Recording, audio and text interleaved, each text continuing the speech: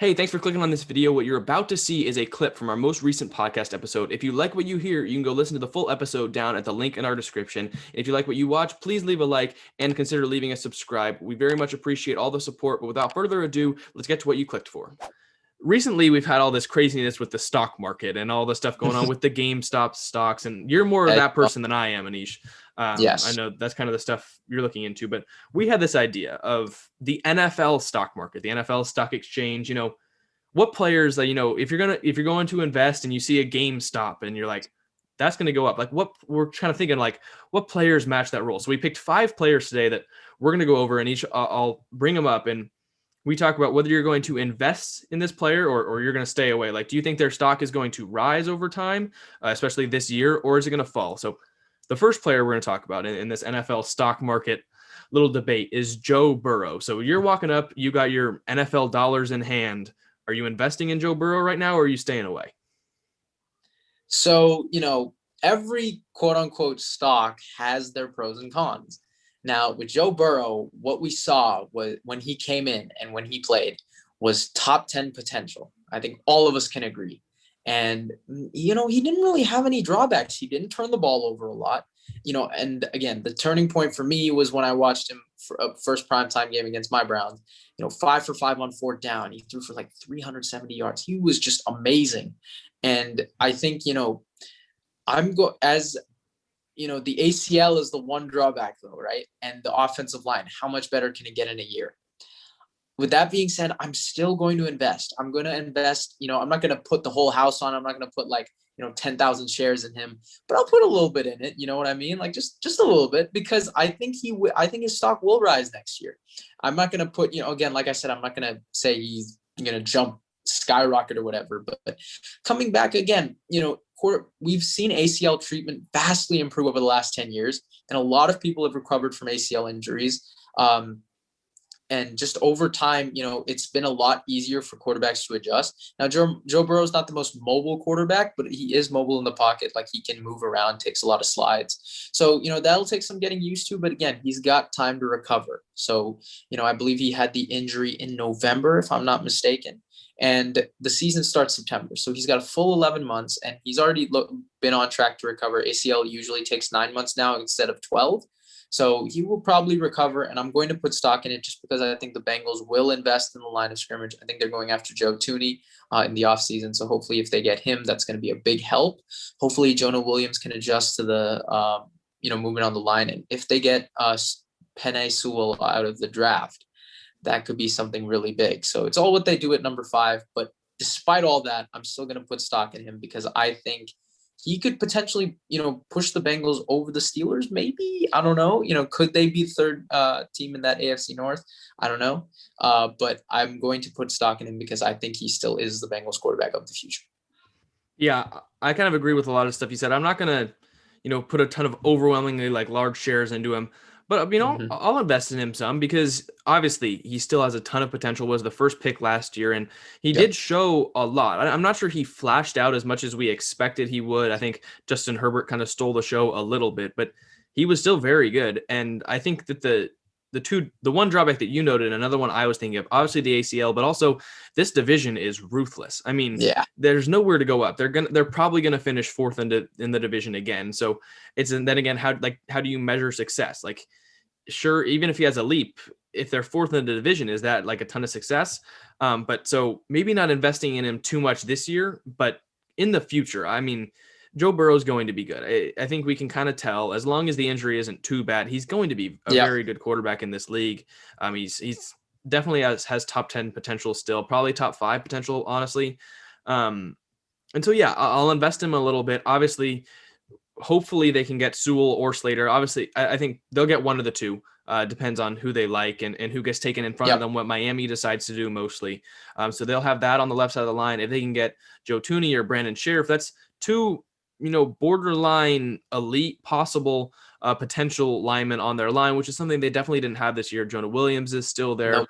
Yeah. We'll see what they do with the rest of the line, and then the weapons. I mean, they're going to lose AJ Green, but still they've got Tyler Boyd. T. Higgins looked like a bona fide star in his rookie year. Joe Mixon is great, and with a better offensive line would improve even more. They still need a tight end. I'm not sure they found their guy yet, but then I'm going to invest in, but also I'm a little bit questioning, Zach Taylor as the offensive coach as the head coach. A lot of people have questions about him. I'm giving him one more year. I didn't want to overreact to what they had, but one more year. So I'll ask you two things.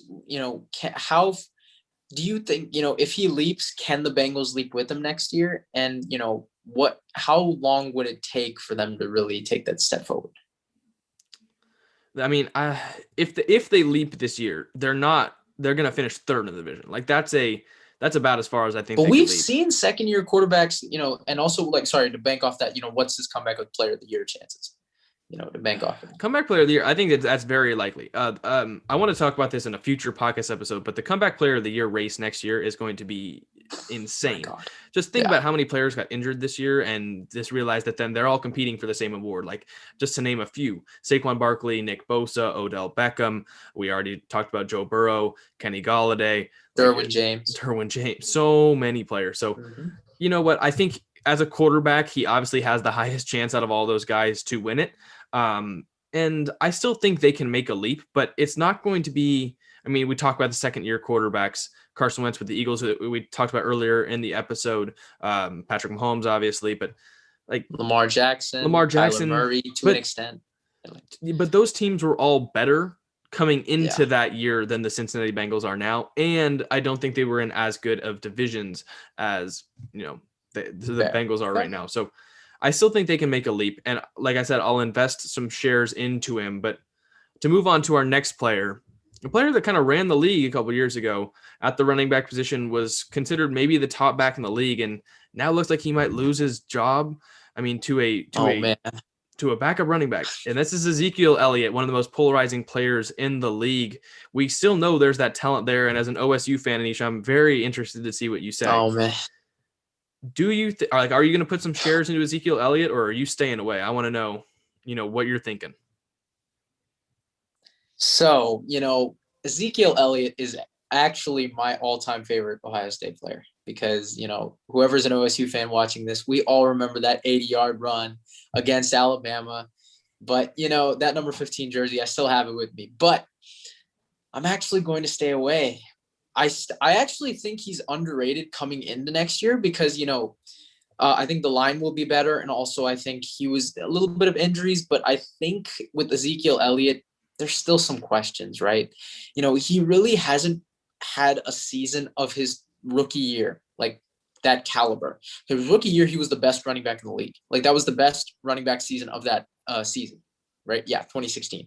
Hasn't really replicated that since. 2017, game for game, he was, but then obviously the suspension happened. And 2018, 2019, 2020, I really haven't seen that, that top 5, top 3 running back, argument that it was there for a really good amount of time. Was Ezekiel Elliott the, top 2 running back in football? Now the question is he even a top 10 back, like top 8 to 10? I don't know. Like, so, how much am I banking on next year? They gave him 6 years, $90 million. He's not worth that. Nowhere close. And I just want, Jack has been pointing this out and I have sided with him completely, but I will give him credit for this. The running back position is expendable. If you look at the last 10 Super Bowl winners, the highest paid salary for a running back is $1.5 million. This dude's on 15 mil. So, but going back to, am I going to invest in his season next year? I'm going to stay away. Now, that doesn't mean he can't do better because I think last year he really didn't do that well. He had some games that kind of saved him, but really it wasn't a good year. And I'm going to stay away simply for the fact that I don't know what I'm going to get. Also the quarterback position, which I think also really affects him. So I don't like him as a pass catcher. He really struggled with that. So I'm going to stay away. Yeah, I think I'm kind of known as the running back hater on this podcast. I really dislike putting any investment into the running back position, whether that's monetarily or draft pick wise. It's just not my thing. But I think Ezekiel Elliott, the problem with him is he's kind of like in that middle with running backs. The top running backs you see, they're kind of to one end or the other. They're that, super elusive, they're quick, and they can catch passes, or they're the Derrick Henry type where they're just going to bowl you over and bully you. Yep. And Zeke is kind of right there in the middle. Like he's not powerful enough to dominate you from quarter 1 to quarter 4 and run you over all the time, but he's not elusive and fast enough to kind of be Shifty. on that. He's not that. Yeah. He's just like right there in the middle. And I think the NFL is moving away from that. I mean, can you name me another running back like at the top of that list that's that hybrid kind of like right in the middle mix? I mean, at the top, maybe Josh Jacobs. I think Josh Jacobs is on that Derrick Henry side. Like, yeah, I would say that too. Or at least farther to that side than Zeke is. So I just feel like NFL is moving away from kind of like what Zeke is, because they're kind of catching on to the fact that running back position is expendable. So they just have two guys. They've got one guy that's the Derrick Henry type, and they've got one guy that's the Christian McCaffrey, Alvin Kamara, like that type. Running back by committee. And it works. Like, look at the Super Bowl this year. The Buccaneers are a perfect example of that. They had Leonard Fournette when they needed to bowl people over. When they needed someone to be fast, they had Ronald Jones. Yep. Look at last year a couple years ago, the Chiefs had a running back by committee. The Eagles, when they won, had a running back by committee. It's just Niners when they won the NFC. Even the Chiefs when they won the AFC. Like, it's just running back by committee. I'd say it works. Even with the Browns, a little bit different. But just having multiple running backs that are talented and that can, you don't want to put wear and tear on running backs' life. We've seen that with Todd Gurley. It's just not worth it, because they deteriorate. Running back lives. Unless you're Adrian Peterson, even him, running back, quote unquote, primes are very, very short. So it's not worth the money. And I think Ezekiel Elliott, is he out of his prime? I think he's definitely out of his prime. And so to get into the investment part, I'm staying far away from Ezekiel Elliott, also because their offense, just with Mike McCarthy and the weapons they have at wide receiver and Dak Prescott, if he comes back, it's not built to hand the ball to Zeke as many times as he got it his rookie year. And, his legs aren't built like that anymore. And so I'm staying very far away. I'm not a big Zeke fan. I think he had a really bad year this year. I think Tony Pollard, you can make an argument that he's a better – I think you can make an argument he is a better thing for their future, but also just a better running back in general, because he's kind of more to that one side over here. And so I just don't think Zeke offers what today's NFL needs in a running back anymore. And I just don't think that he offers the Dallas Cowboys offense what they want. And so I was very confused when they paid him that much. I thought it was a bad move. And so I'm not putting any stock into Ezekiel Elliott this year. I think he could even decline. I'm not the biggest fan of him. I'm not. But moving on to our next player, we've got wide receiver Michael Thomas from the New Orleans Saints. A very memeable player. A lot of people like to call him Slant Boy, and a lot of people like to hate on him for what he does on Twitter. But people forget he was the best wide receiver in the year, or best wide receiver in the league 2 years ago, and had one of the best wide receiver seasons of all time. And he was injured a ton this year, but I think a lot of people are sleeping on him this year. Are you putting stock into Michael Thomas, or are you staying away? This is a tough one, because who's this quarterback? But at the same time, 5 games with Teddy B, remember, he did great. Yeah, he was great. So I'm going to put stock in it. Now I'm trying to take my OSU bias aside again for this guy, because he didn't win us a championship. But here's my thing. Michael Thomas, even when he played this year, he had, I think, 2 games over 100 yards, and then he had an 84-yard game against the Eagles. So he still was good. Obviously, he didn't have a touchdown during the year, but I believe he had one in the playoffs. He did against the Bears. Yeah. So, I remember the slime cannons. Yeah. Yep. Yeah. So, he's fine. He's a good receiver. I don't get it. It's pretty ironic that people call him Slant Boy, yet he has the same yards per catch as DeAndre Hopkins. That's just how it is. I'm just going to tell it how it is. So, he obviously is not the biggest down the field threat in terms of that, but a really great, well-rounded receiver. And I'm going to put stock in it for next year, because if you're a quarterback coming in for the New Orleans Saints, whoever it is, and Jack did a video on it, who's going to be the next Saints quarterback, we'll probably leave the link in the description as well. But, if let's say it's Jameis Winston, a guy who likes to throw the ball downfield and a guy who needs that security blanket, or has had that with Mike Evans, Michael Thomas is a perfect comparison, or perfect guy to, fill that void for Jameis Winston. Whoever it is, whoever is the guy there, you have a number one in Michael Thomas. You have a quote unquote security blanket who's literally a god at catches. He's basically a enhanced Jarvis Landry at catching the football in terms of receptions. He broke the record. So, obviously he's good at it. So, he's a very good security blanket for any quarterback that plays there. So I'm going to put stock in him. I'm not going to say he breaks any of his records that he had in 2019, but I'm going to definitely put some stock in him because I think he has a bounce back year. Me too. I'm definitely investing in Michael Thomas because he's becoming very underrated. Like, he's becoming very underrated by the media, by people on Instagram and Twitter, and just everyone around the league. I think he's becoming very underrated. And I mean, it's kind of cliche, but there's no way it could be worse. There's no way it can go down from here. Is he in your top 5? Oh, he's definitely a top. Like, I think it's ignorant to not have him in your top 5 right now. I mean, I'd give my list. I think in no order. We'll put Thomas in there. I think Tyreek Hill, Stephon Diggs, DeAndre Hopkins, and Devontae Adams. Julio Jones. Julio Jones, I think I maybe put in above Hopkins. Hopkins at 6 feels mean. Yeah, I don't know. I mean, maybe I top 5 to 6 for sure. Maybe he gets put at 6, but I think a lot of people are just forgetting that he was the best wide receiver in the league. And actually, no, I'm going to put him in the top 5 going into this year. Okay. Just because we know what he is, and it's people are quick to forget. Like, people are quick to forget that he set the receptions record and had, I think, like 1,700 yards and 9 touchdowns. Michael Thomas is going to bounce back. He's going to do. Obviously, he's going to be better than last year, but he's going to. I mean, it just seems weird to like think about him not getting at least like 1,200 yards or 1,100 yards. If you're a quarterback there, you're going to throw for the Saints, and he's there. Like, he's a security blanket. That's all I see from him. Like, even when we were watching the Saints with Drew Brees, obviously he had Alvin Kamara on those angle routes, but Michael Thomas too. There was a lot of times where he would just, in fact, I remember this one time they threw it to him. He didn't even get in the end zone, and they just threw it to him again on 1st and goal. It was just like a short pass. Like, he's going to be your go-to guy. So hard for me to believe that he doesn't bounce back. No, I agree. Our next player is another memeable player. We got the slant boy, and now we got blitz boy, as many people like to call him. It's Jamal Adams, formerly of the New York Jets, now the Seattle Seahawks, who he had a good season in a way, but it wasn't really at his position. I mean, it was as a pass rusher, and somehow he got into the Pro Bowl after he did not have a good season, especially covering. He was really bad in coverage. But like, are you going to invest some stock in him?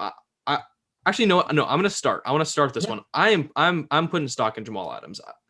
Obviously, as a New York Jets fan, I kind of don't like him anymore. It's funny because he was one of my favorite players when he was with the Jets, but then everything that went down, it just made him hard to like anymore. But I just still remember watching him like every Sunday and just being absolutely amazed at how often I see him on every play. You look, oh, there's Jamal Adams right on the ball or doing something, like just every play. And with all the stuff that happened, the crazy turbulence of the offseason, he had to, get traded. He dealt with injuries, just dealing with a lot. But he is one of the hardest workers in the league. I think he's going to fix a lot of his problems. He's going to get better in coverage. People forget when he was with the Jets, just absolutely menacing in coverage, even for tight ends. Like no tight end was safe when he was guarding them. And so I think he's going to improve in coverage a lot. And he's going to get better than he was last year. Hopefully he gets healthier. He's settled down where he is. No more drama going on with the New York Jets. He's going to be able to work over the entire offseason. So I definitely think he improves, and I'm putting a lot of stock into Jamal Adams. Maybe the most of all the players we've talked about so far. You stole what I was going to say. I was going to put a lot of my stock in Jamal Adams. I would argue Michael Thomas a little bit more. I don't know. I think it's between those two. I'd say obviously those two the most of it. And here's why. Like you said, he had a down year in coverage, but in terms of getting to the quarterback, it was one of the best seasons from a safety ever. I believe he had 8.5 sacks. So he was terrific. And again, keep in mind, he only played 12 games. So he was on pace for over 10 sacks for a DB. That's really good. I mean, he set the DB sack record for a single season in 12 and a half games, and he almost set it the year before. Like, he was very close exactly a couple years ago. So he's very good against the run. He's very good in, coverage sacks. So my thing is, obviously, can you change where he lines up on the field? Can you change his listed position? That doesn't really matter, right? What matters is, are you doing your job? And I think Jamal Adams did one part of it, because he was asked to cover a lot. And I think maybe, new defensive schemes with the Seahawks, maybe that'll be a little bit different. I still believe Pete Carroll calls the plays, if I'm not mistaken, on defense. I'll have to look into it. But, with this, with the new defensive scheme, or just how are you going to use Jamal Adams will play a lot into how he plays next year. But I'm going to put stock into it just because, again, as a coverage guy, it can't get worse. Like, he had no interceptions. He was getting burnt constantly. And even especially down the field, he just wasn't good. So like, even running backs moving down the field, he wasn't even a good tackler there. That's going to improve. Trust me, like, with Seahawks fans and with Bobby Wagner near you in terms of the box, like, you're just going to benefit. So I think Jamal Adams will be a lot better in coverage. Keep in mind the secondary will also develop. These are all young guys. That are getting better. The Seahawks also have another Pro Bowl safety with them. So, it's just they will be fine. I think Jamal Adams will really help this defense grow because keep in mind, when Carlos Dunlap got there, that was a huge boost for them as well. They were the best defense since Carlos Dunlap got there. Yeah. Best overall defense. So and that's because he didn't have to rush the passer as much. I mean, getting Carlos Dunlap freed up Jamal Adams a lot. Yep. So I think this is just another full year of that. And again, being able to utilize his strengths, less drama. Trust me, I don't know what it is, but NFL teams that are less brought out by the drama, less of the quote unquote hunted thing, trust me, it works. Obviously, as a Browns fan, that kind of what I looked at for how the Browns can improve, just less media attention. I think that's just how it works. So like, for example, the Cardinals, I think with less media attention that they had last year could be a sleeper team, but that's just, again, moving on from that, I think, Jamal Adams, definitely put some stock into him. He's going to be great for the Seahawks. And I think as a coverage guy, he will be as good as he is as a quote unquote pass rusher / run stuffer. Yeah. We promised 5 players, and our last one, Miami Dolphins quarterback Tua Tagovailoa.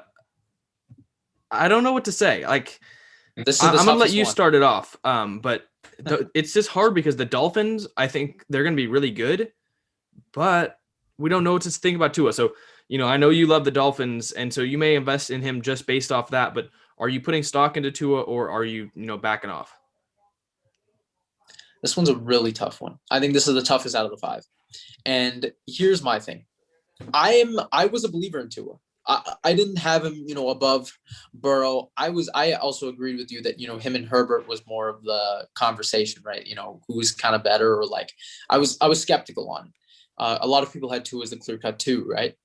But I think there were some like the Cardinals game was, there were some flashes of him at least being able to be good. I think ever since that Miami kind of stinker, right, where they lost in Miami, that was the upset loss, just didn't play well down the stretch. He got benched in a couple games. Here's my thing. If you're the Dolphins, you have to make it clear this offseason, are you going with him? You have to make that clear. And, there's still rumors of them going after Deshaun Watson. That's not going to make Tua better. That's not going to put confidence in your guy. Because keep in mind, Brian Flores was flip-flopping during games, during the biggest games as well. That is not what you need. But also, right, the last game that Tua played was the most important game of the year, and they got absolutely blitzed 56-26. So, just unfortunate. But I think I'm going to stay away. However, I think he should start for them next year. If that, so I'm going to stay away, meaning I'm not going to invest in him and say he's the future, the guy of the future, because I don't have enough yet, because I want to say it. But again, I think it's kind of showing how short quarterbacks, there's a spectrum. Tua is, mobile in the pocket. He's very accurate, in terms when he needs to, like when he hits a open field receiver, like he will hit them perfectly. But just there were times where also his accuracy sailed, and that's what you need to rely on if you're short. You need to rely on your down the field accuracy, and that, like Kyler Murray's done well, Baker Mayfield's done well at least this year. Russell Wilson's one of the best at it down the field. Drew Brees. Tua's got to work on that. So Drew Brees is the king of accuracy. Yeah, Drew Brees. Yeah, completion percentage king. So Tua, you've got to work on that. So again, like I said, I'm going to stay away, but I think they should give him the keys for next year.